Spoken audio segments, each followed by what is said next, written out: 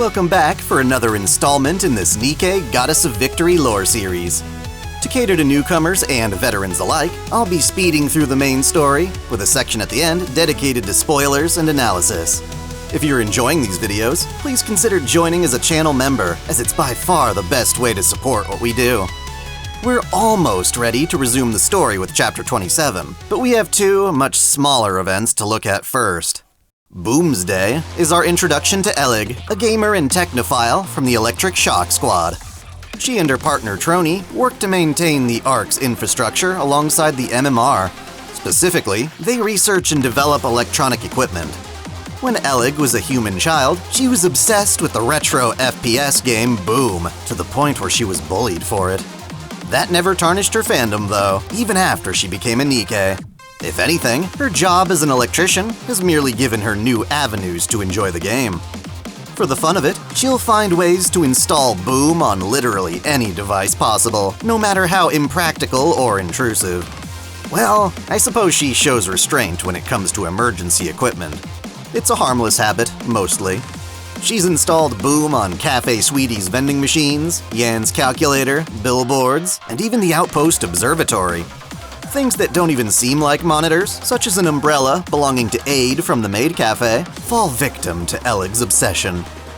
When people try to protect their devices with security, Elegg embraces the challenge of hacking in to install her 8-bit abomination. In perhaps the most tasteful move possible, she even installs Boom on her tits. Well, her bikini top anyway. She's not my type, but you've gotta love that enthusiasm. Her magnum opus, Operation Boom Eternal, has her using the clouds in the night sky as a display monitor. The commander is tempted by the offer to play Boom on the largest screen known to man, but declines upon realizing Elegg's chest is the only controller available.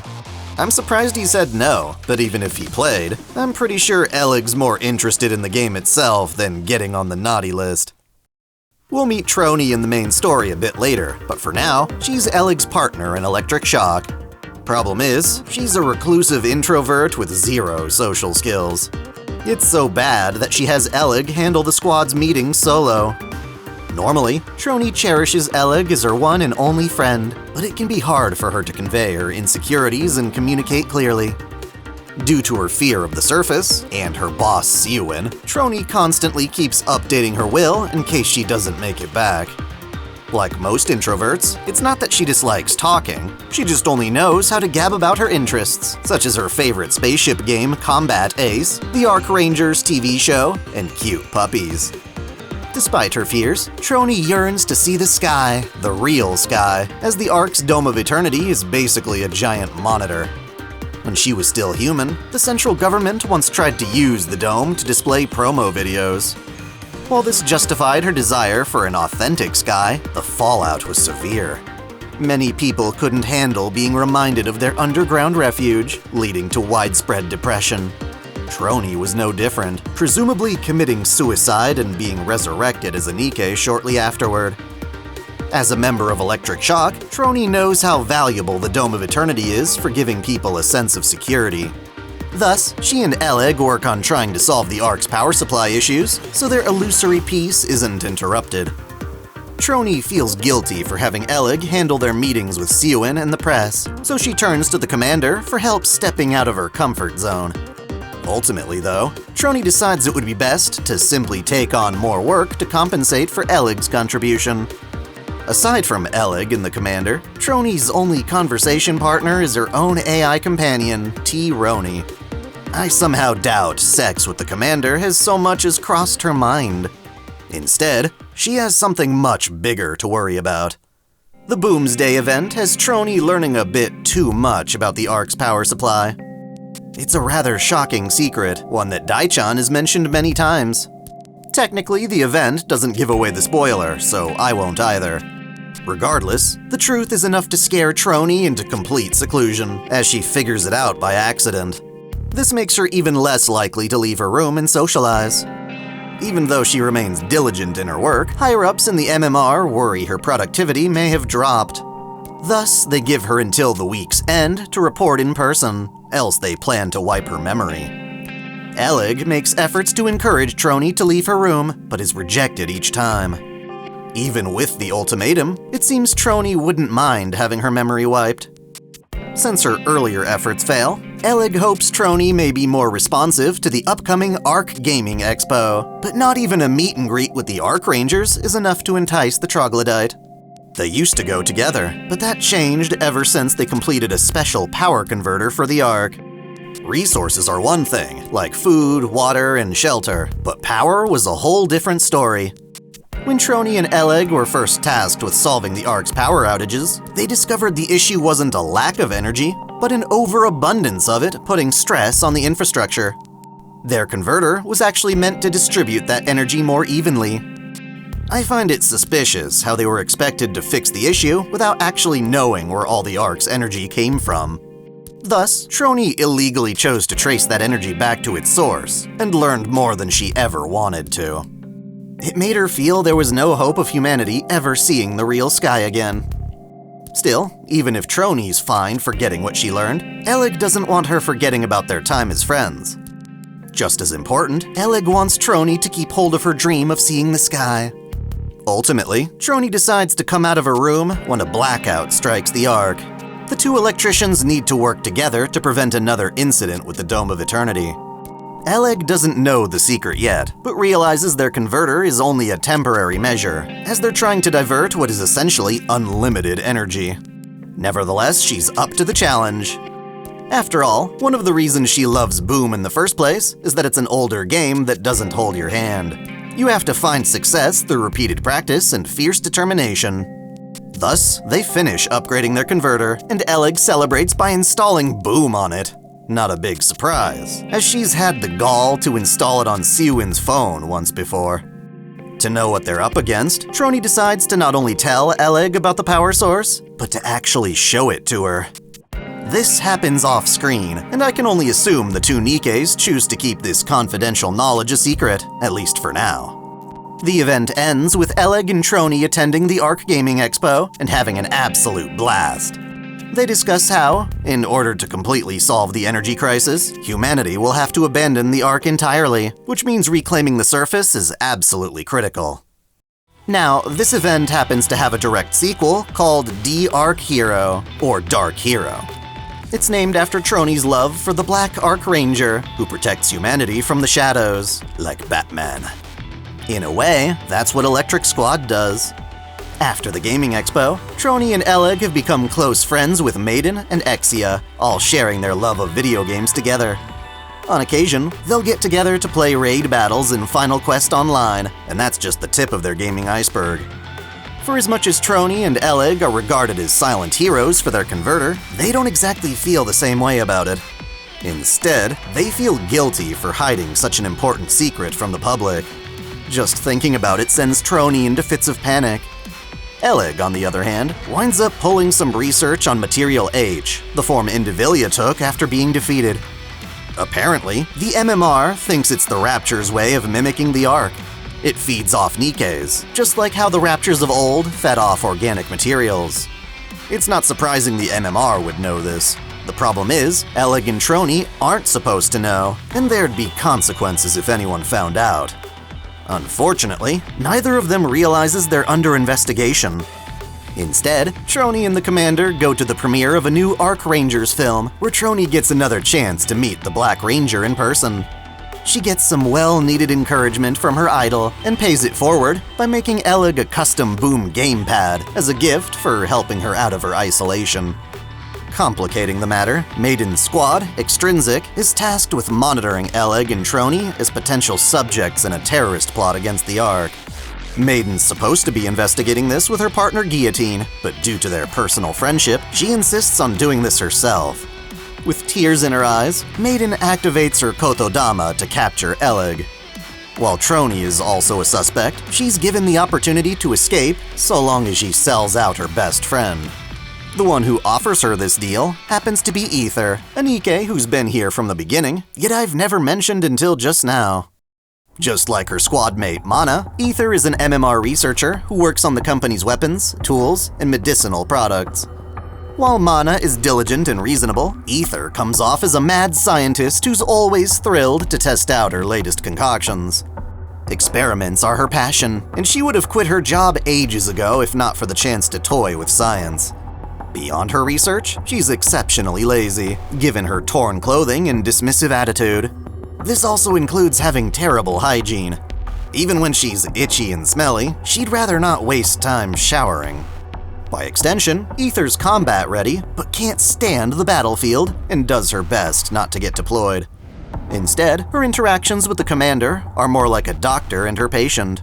She endearingly refers to us as Subject Number 7, which I assure you is more profound than just a nickname. During one incident, the commander catches what seems like a cold, but is actually a new illness found up on the surface. Aether treats his condition while keeping him confined to an MMR hospital ward. Though he improves, he discovers Aether using the virus taken from him to test how lethal it could be on other test subjects. These subjects happen to be mass-produced Nikkes. Now, you might think that a pathogen or virus wouldn't have any effect on Nikkes, but apparently, what infects a human can be modified to infect Nikkes too. In a very unethical fashion, MMR uses Nikke test subjects to create medicines for human patients. Said Nikkes usually aren't treated with the cure once it's found, prompting the commander to refuse treatment unless Aether fixes the system. Knowing she still needs someone to test her drugs on, he volunteers himself, much to Aether's pleasure. This means subjecting him to different strains of the virus and enduring cures with varied side effects. Even though he can't stop all Nikkes from being tested on, he wants his own cure to be ethical. Of course, Aether knew about the commander's sense of justice and intentionally exposed him to the Ark's necessary evils so he'd sign up as her own personal guinea pig. Rather than sleep with us, she'd rather observe our anguish as we struggle for our cause. Apparently, she enjoys observing the power of human will, treating it like another experiment. Because of this, she takes a morbid delight in presenting Trony with her current options. Aside from selling Elegg out for freedom, Aether presents Trony with a second option. With Elegg's current coordinates written on a note, Trony can try and rescue her squad mate before being scrapped. Naturally, Trony wants to bust her buddy out of jail. The commander arrives late to find Aether at their dormitory. He knows the whole terrorist plot is just a ploy, and Aether taunts him about what they're really getting punished for. In the end, she also gives the commander Elegg's coordinates. Yet again, Exie is down to break the law for her friends, helping the commander join the rescue mission. We run into Trony as she tries to sneak into the facility like Solid Snake in a cardboard box. Luckily, Exie's hacking gets us in the building past android security robots. Meanwhile, even though it is all a farce, Elegg is willing to confess to the whole terrorist accusation if it means sparing Trony. Fortunately, it doesn't come down to that, as Trony uses functions in her custom boom controller to screw with the facility. Outside Elegg's cell, Trony confronts Maiden, who struggles to mediate her friendship and her orders. However, Trony's determination makes Maiden realize how foolish she's been. After begging for forgiveness, she lets us go and reports her mission a failure. At last, the Nikkes of Electric Squad are reunited, grateful for giving each other courage to move on and create a better world. Witnessing this, Aether arrives and reveals she's in charge of detaining them. Rather than sound the alarm, she instead wants to strike a deal. Ultimately, the government is concerned they learn the truth of the Ark's power source, which they did. Instead of having them scrapped, though, Aether says she can fake records claiming they had their memories wiped.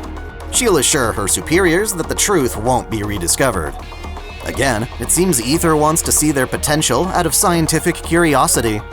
Watching how they handle this will be her latest experiment. In the aftermath, Electric Shock disbands as a precautionary measure. Hopefully, this will alleviate any suspicion on them as they keep their secret. I consider both of these events absolutely critical for the main story as it unfolds. Their position in the timeline is bizarre, occurring just before the counters establish Reclamation Site 01. On that note, we last left off Chapter 26 with a giant mother whale raptor crash landing outside Red Hood's hometown. Stepping off from the whale is a peculiar man named Raptillion. He's another NPC met exclusively through the game's side quests. He's an animal researcher who works on the surface, broadcasting his findings to the Ark. He constantly roams the land in a suit of junk that fools raptures into thinking he's one of them. As a result, he's actually been able to communicate with them, and has come under fire for suggesting humans and raptures can coexist. It's an unpopular opinion, but he has been able to substantiate his claims. This is evident by how he's befriended a mother whale rapture he calls Whaley. From on high, he's been able to survey the land and draw up insanely detailed maps. Since we've sort of become his pals, Raptillion gives us these maps in exchange for some food and water. He takes off on Whaley soon after, promising to come back with even more maps. Once the Ark confirms these maps are trustworthy, Andersen asks us to start exploring even further toward a mysterious crystal region. We've now become a very important asset, having established the very first reclamation site. As such, we'll be receiving official military support. The commander wants to take all the credit for this, not because he covets power, but because rising the ranks may give him the authority he needs to have Marian return. The Ark sends delivery drones carrying supplies, and for our investigation effort, 3 new Nikkes as reinforcements. Said Nikkes are attacked by raptures en route, so we go to intercept them. One of these recruits, Liveryn, is a Nikke from Pathfinder, a squad that mostly handles deliveries within the Ark. However, that work is drying up with the rise of robot delivery services. Thus, she's volunteered for this mission to act as an on-site navigator, in addition to Shifty. She claims to be struggling financially, but her expensive fashion says otherwise. Liveryn claims she needs to invest in good clothes to impress her most loyal, wealthy clients, but her story seems rather fishy. Then we have Hammering from the Hammer and Drill Squad. She's a miner, but since most areas around the Ark have already been excavated, she too needs more work. Luckily, a dedicated geologist should help greatly, considering we'll be investigating crystals and hoping to mine minerals. The third new recruit is Elegg, who we are now more than familiar with. After disbanding her squad, she's left Trony in charge of the Ark's power issues, while she accepts surface missions in search of an alternate energy source. As an electrician, her skills should help when coming upon old facilities abandoned during rapture attacks. With our new party formed, and after a lengthy trek, we discover our first crystals. They resemble quartz, but are much stronger, and seem to have this circuitry pattern illuminating from within. They absorb electricity as a nutrient, and when broken off from a given cluster, they disintegrate from a lack of energy. They drain anything they come in contact with, growing as they absorb energy. We find raptures being drained by the crystals, and confirm the same can happen to Nikkes, making them very dangerous. Hammering suspects these crystals are all connected underground like tree roots. As such, it might be possible for us to trace them back to a central point of origin. Regardless, it appears these crystals were planted deliberately, but we can only speculate on why. At night, Liveryn sneaks away from the group and contacts someone over text. Elegg, in addition to upgrading our gear, takes the chance to install Boom on everything. This includes Neon's glasses, which are highly advanced. In the morning, we notice that there are crystals in view that weren't there before. Like some kind of plant, they seem to be growing towards their prey. According to Shifty, there's a large object in the abandoned city up ahead. Crystals dot the area outside the city, with drained raptures strewn about. They appear to have been fleeing from something in the city. Suddenly, the crystals take control of a Lord-class rapture and attack us. In that regard, they have a parasitic quality, being able to keep larger raptures alive to feed on over time. Flora, from the Botanical Garden Squad, confirms these traits are indeed plant-like. In either case, our group presses onward into the city, which is expectedly swarming with crystals. The counters start to worry about their commander's safety and suggest heading back. Liveryn, however, seems especially eager to press on despite the danger, like she's desperate. The commander agrees to continue, wanting to bring back results for Marian's sake. He's no politician, so the only way he can gain influence in the Ark is by doing what nobody else has ever done before. As we explore the city, it becomes clear that Liveryn is lost and guiding us into dead ends. When she finally admits to this, it causes her to have a panic attack. Hammering thinks it's a good idea to try and fix it by striking her in the chest, like she's a machine shorting out. Much more helpful, Shifty navigates us to a nearby building, where Liveryn confesses how she suffers panic attacks because she screwed up big in the past and is afraid of failing again. The commander forgives her, citing that she can still be useful in planning our route back. Liveryn starts falling for the commander, but Rapi quickly shatters her dreams by lying, saying the commander is married with children. Rapi's become a harem killer. The commander helps everyone calm down, and Elegg suggests we head up to the roof, mostly because she wants to install Boom on a massive billboard outside. In short time, Elegg finds a way to power the billboard with shattered crystals. They may be dangerous, but they can also be used as highly efficient batteries. The view from on high allows us to observe a slight change in brightness between the crystals, which we think will lead us to the main cluster. This contrast is harder to visualize at street level, but Neon's glasses are able to amplify light and detect these minute changes in luminescence. She calls it supervision! We have no idea why Neon's glasses are this capable. Technically speaking, Nikkes can just adjust their own eyes' contrast, but since that's modifying their own bodies, it runs the risk of a mind switch. That's why they still use tools, and these glasses seem especially strange. There's more to Neon than meets the eye, so the commander plans to bring it up with Ingrid later. Anyway, this supervision technique routes us to a much larger crystal that's strangely hooked up to various medical devices. Inside, we see what appears to be a person. Rapi gets an urge to destroy it, an instinctive one, but then a masked Nikke with killer abs shows up and warns us against it. She's carrying a large coffin on her shoulder. This is Grave, though she won't introduce herself until later. She demands we leave, attacking us with a heavy gun she calls Seven Dwarves, which just so happens to be the name of Snow White's weapon. During the fight, Hammering gets severely wounded, her arm all mangled up by crystal shards. Then, a horde of raptures chases us all into a nearby cave system. Grave runs off, carrying both her coffin and the box containing her gun. The person encased in crystal is now gone too. We try to pursue Grave, but get stalled when Liveryn gets more text messages she just can't ignore. Unfortunately, she's too late to respond, and the person on the other end blocks her. Because of this, she starts to worry about the safety of her squad mate, Fragile, whom we'll meet later.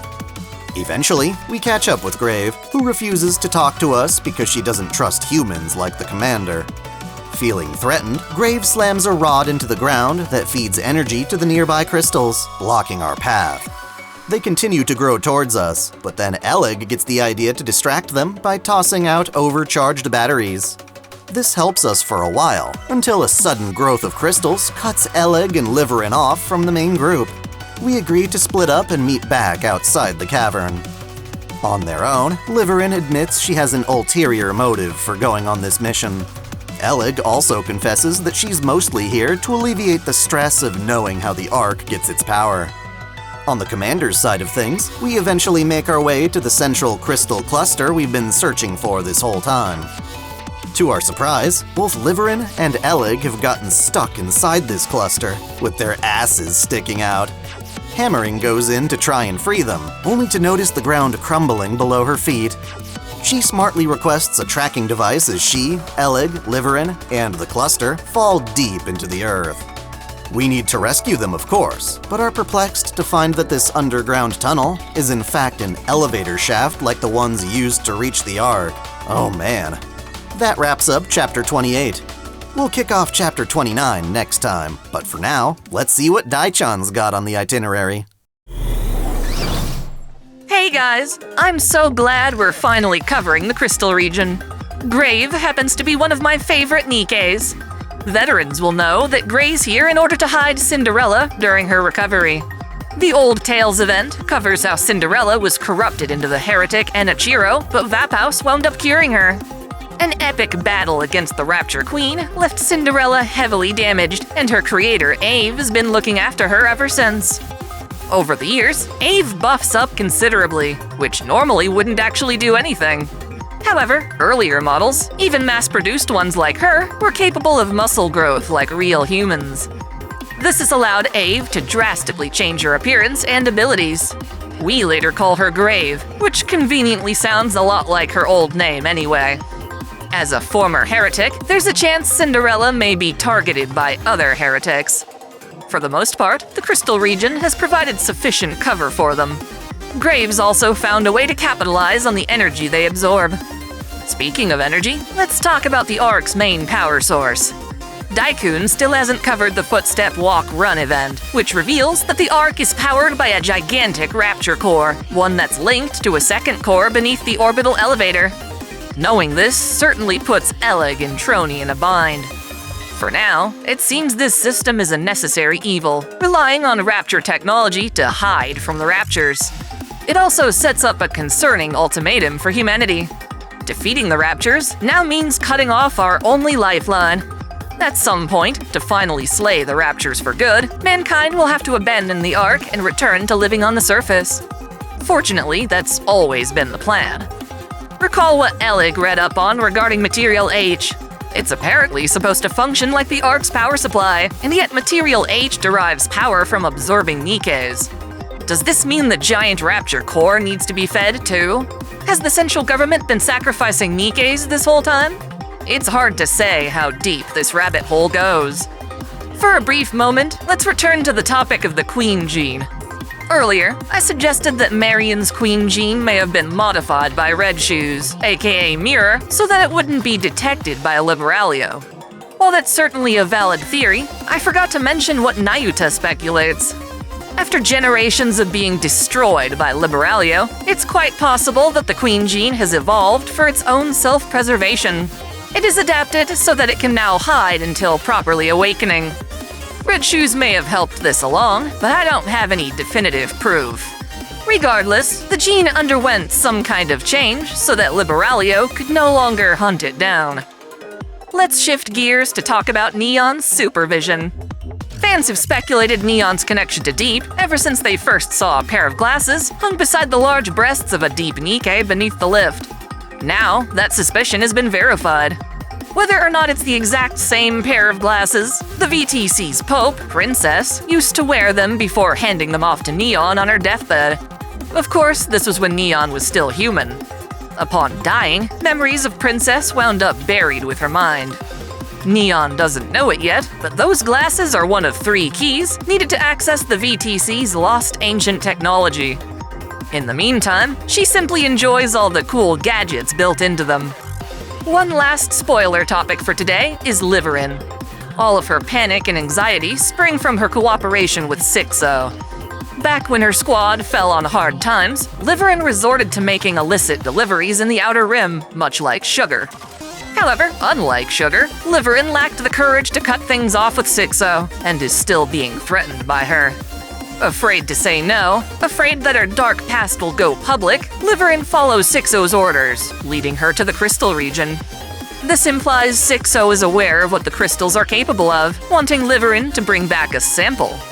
Of course, we later learn that Sixo is a dark version of Enoch, who's planning on using the crystals to conquer the Ark.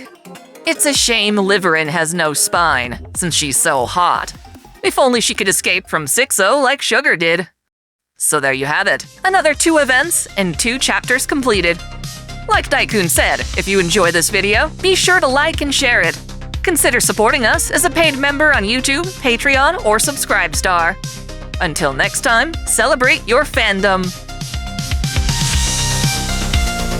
I want to give a special shout out to all my $10 and up supporters. Video Gamer 75, Dante Pendragon, Steven Elak, Mystic Samurai 1983, Otaku Mom, Freebrick, Jugemu Unko, Lunarworks, Link Pendrago, James Hewitt, Uncanny EXP, Crow Calum, Saul Soto, Matal Mataru, Winter's Edge, Sneer Cachette, Foxbox, Alzinga Fagan, Caitlin P, Sith Lord 906, Vladimir Ovna, The Taz 96, Kengo X 77, and Alistair Bernadotte. Thank you all so much.